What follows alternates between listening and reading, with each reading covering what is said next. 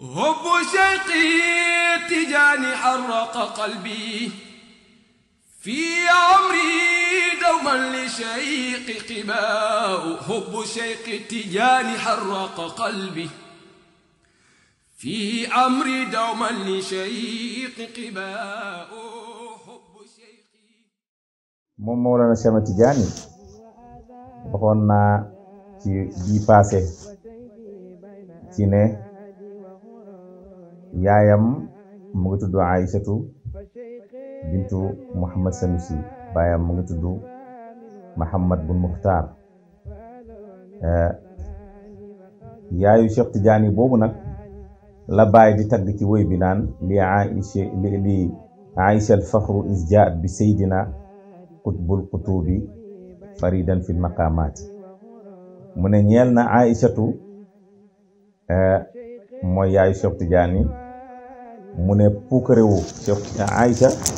war na puukarewu maanaam war na tiitaru lu tax mu war a tiitaru parce que is jaat bi seydina ginnaaw bi nga xamante ne indil nañu dégg nga suñu sëriñ Mawlana Cheikh Ahmed Tidiane dégg nga radiyallahu anhu te loolu jigéen bu nekk dina ko war a tiitaroo parce que buñ la waxee kan moo jur Cheikh Tidiane nga ne man maa ko jur loolu doy na ndam ndax amul kenn ci àddina koo xamante ne xamul Cheikh Tidiane te ci njub lañ ko xamee ci jubal jaamu yàlla lañ ko xamee waaye ci samp xam-xam ci àddina bi boo xamante ne kenn mënu koo sempi ndax ci dëggu la lalu ci topp sunna yonent bi sallallahu alayhi wa sallam nekk xalifaam itam xalifaam alal itlaq ci lañ ko xamee kon ko képp ku ko jur di nga tiitaru ne man maa jur Cheikh Tidiane radiyallahu anhu comme nit nga xamee ne yaay yonent bi itam sallallahu alayhi wa sallam dégg nga dina tiitaroo yonent bi ndax Baay wax na radiyallahu anhu mu ne bu yowmal qiyaamee jigéen ñi ku nekk dina tiitaroo dégg nga ki nga xamante ne yow yaa ko meññ ba mu ne sabaqat fil faxaari kulli fataatin dégg nga anjabat bi durriyati min xaali mu ne waaye Aminatu bintu Wahbin su génnee Baay mu ne sabaqat fil faxaari day gis ne moom mooy jiitu ci tiitaru bi kenn ku nekk day maanaam day tiitaru maa jur nangam waaye Aminatu su génnee day gis ne moom mooy jiitu ci jigéen ñi tiitaru ñëpp parce que moom moo jur wurus bu riche boobu dégg nga wurus bu jirim boobu wurus bu tumaranke boobu noonu te mooy yonent yàlla Muhammad sallallahu alayhi wa sallam noonu itam la waxee fii ci li Aïcha al faxru jaat bi sayidina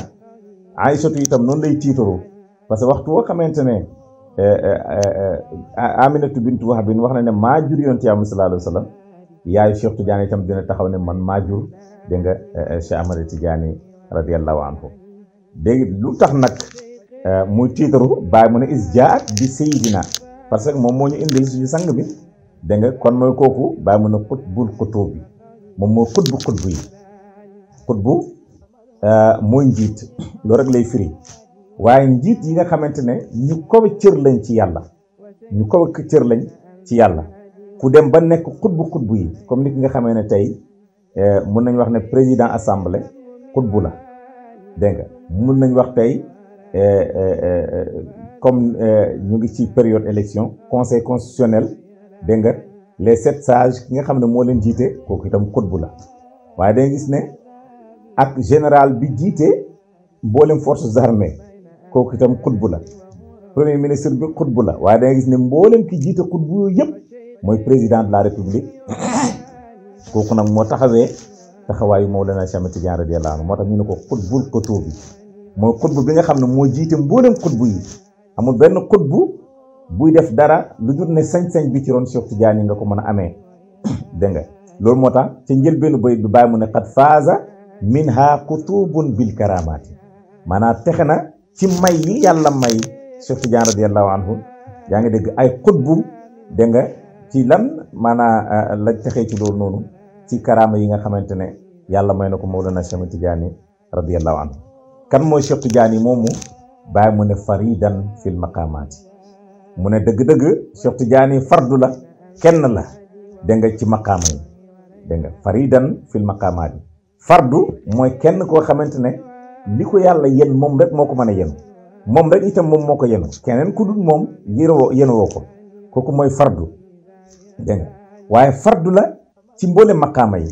dégg nga moo xam maqaama